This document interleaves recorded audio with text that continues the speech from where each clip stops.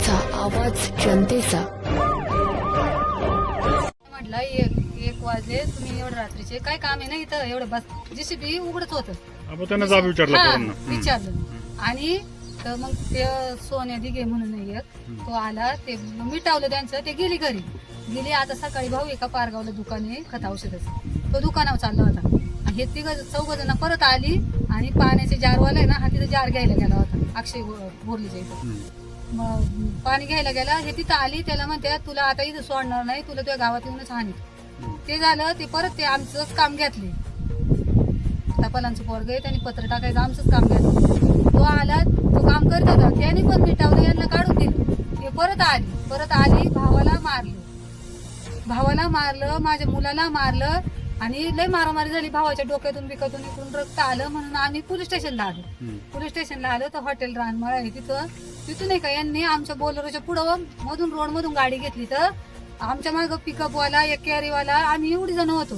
तर आम्ही ब्रेक मारलोय का ते आम्हाला कॅरीवाली ते आम्हाला येऊन ठोकायची बारी. तर आम्ही येता का हे यांची व्हायबल झाली स्टँडला, पांगरीच्या स्टँडला हे यांची व्हायबल झाली आणि हे म्हणतात बोलेरो उडावले आम्हाला.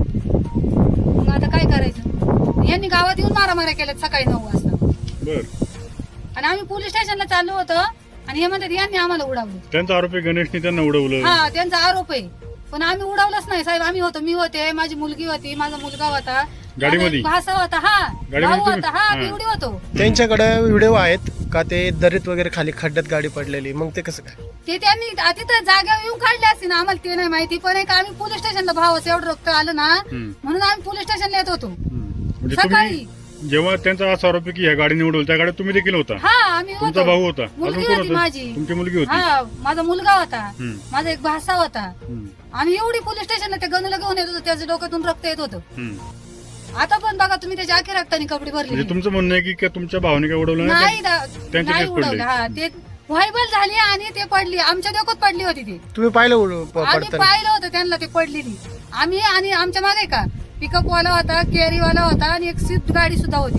साधारण किती वाजता झालं काय? माझ्याकडे ना मोबाईल होता, मला ते सांगता येणार नाही, पण आम्ही पोलीस स्टेशनला येत होतो.